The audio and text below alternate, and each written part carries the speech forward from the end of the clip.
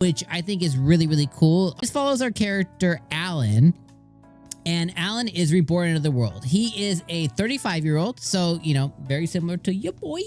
And he basically, unlike me, was going nowhere in life. He just was a salaryman. He would come home and he had no wife, no kids, no family, no dogs, no cats, no birds.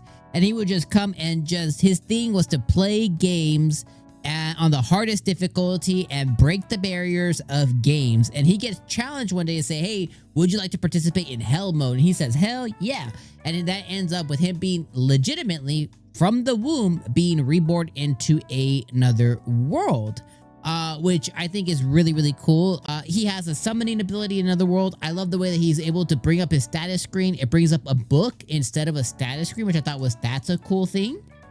And then his summoning ability is done through summons with like cards. And if you've ever played a Persona game or a Shin Megami Tensei game before, they like to have summoning very similarly through playing cards, like tarot cards. So it's very Pokemon-esque, very Persona-esque with cards, like older Persona with cards. And they usually have like tarot cards. And that's kind of what it is here. It's like, I think that's really cool. And he's able to basically like merge his personas, right? Merge his summonings to create a stronger, more powerful summonings.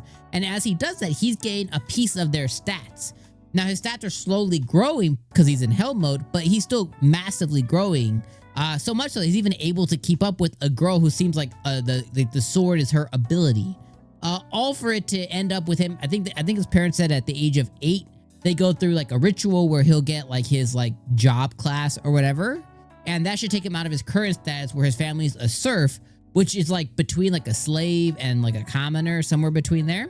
And he should be able to get out of that status. And I'm sure someone's going to recognize his talents and maybe bring him out, or something's probably going to happen.